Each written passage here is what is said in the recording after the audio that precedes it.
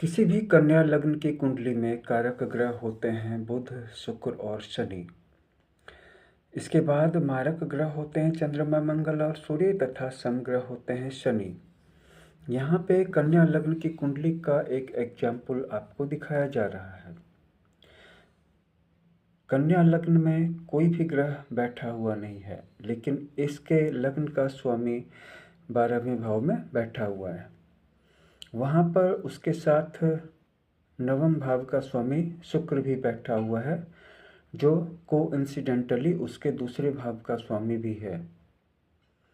जब किसी के दूसरे भाव का स्वामी 12वें भाव में बैठा हो और भाग्य भाव का स्वामी भी होकर के 12वें भाव में हो और साथ ही साथ उसका लग्नेश भी 12वें घर में ही बैठा हो, तो इस सिचुएशन में उसका भाग्य जो है हमेशा अदृष्ट के हाथों में रहेगा। हमेशा ही उसके भाग्य का नियंत्रण भाग्य के हाथों में रहेगा, दूसरे लोगों के हाथों में रहेगा। और संभावना यही है कि इस बात का उसे बहुत दुख रहेगा। अगर हमारा जीवन किसी अच्छे व्यक्ति के हाथ में हो, किसी अच्छे मेंटर के हाथ में, अच्छे गार्जियन के हाथ में, तब तो ये एक अच्छी बात हो सकती है।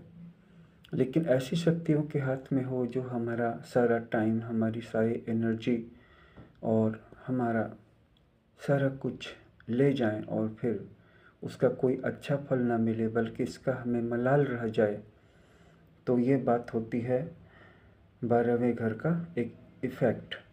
वैसे 12वें घर का एक पॉजिटिव इफ़ेक्ट ये भी होता है कि ये आपको फॉरेन में जॉब दे सकता है। अगर प्रभाव कम होगा तो ये एक फॉरेन ट्रिप हो सकती है, शॉर्ट बिजनेस ट्रिप हो सकती है।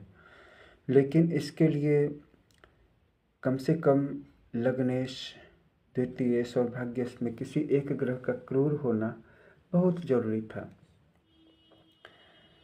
कई बार नियम बदल जाते हैं, कई बार ऐसा भी देखा जाता है कि ग्रह क्रूर नहीं हो तो भी नवांश कुंडली में जो उनकी पोजीशन है वो सिचुएशन को एंटायरली बदल देती है या अंदर ही अंदर बदल देती है। जैसे यहाँ पे चौथे भाव में अशुभ ग्रह बैठा हुआ है राहु, और फिर भी यहाँ पे शुक्र बैठा ही हुआ है नवांश कुंडली में भी।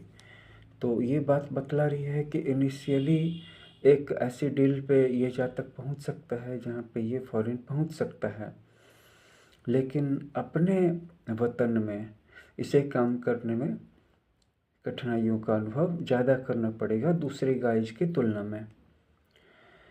इसके बाद इसके शनि को भी देख लीजिए, जो 5वें घर का स्वामी भी है, छठे घर का स्वामी भी है।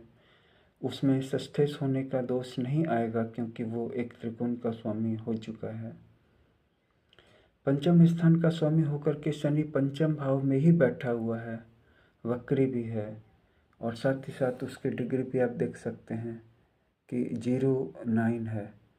तो 0-9 डिग्री होने के कारण और चंद्रमा के साथ युति बनाने के कारण एक तरह का विष योग बन गया है। और यहाँ पे ये भी देखने वाली बात है कि चंद्रमा यहाँ से बैठ करके अपनी राशि को एस्पेक्ट कर रहा है, जबकि यहाँ से सूर्य और जुपिटर के द्वारा एस्पेक्टेड बैक हो रहा है। तो विद्या और इनकम का सीधा संतुलन है। शनि और गुरु जैसे दो बड़े बड़े ग्रह भी हैं जो एक दूसरे को देख रहे हैं, और सूर्य और चंद्रमा जैसे दो प्राइम प्लैनेट्स भी हैं।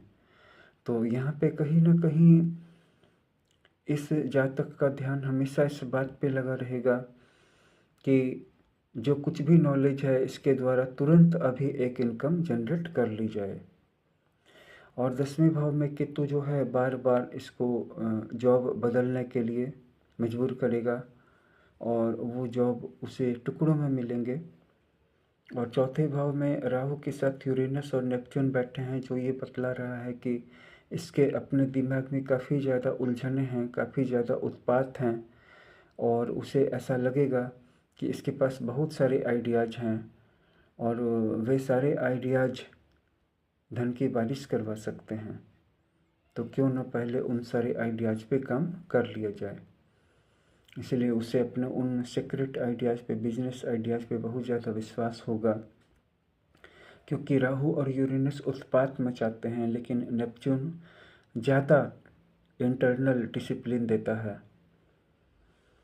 धन के भाव में प्लूटो बैठा हुआ है, तो प्लूटो ये बैठा हुआ ये बता सकता है कि जब जब इस जातक के जीवन में ऐसा समय आएगा जब उसे बड़े अमाउंट में पैसा इन्वेस्ट करना होगा, तो उस अमाउंट वाले पैसे से उसे लाभ होंगे या नहीं होंगे इसका पता उसे प्लूटो दे देगा। तो आपने देखा कि कुंडली में बहुत सारी चीज़ें बताई जा सकती हैं, इनमें से कुछ बातों को हमने आज लिया है। धन्यवाद।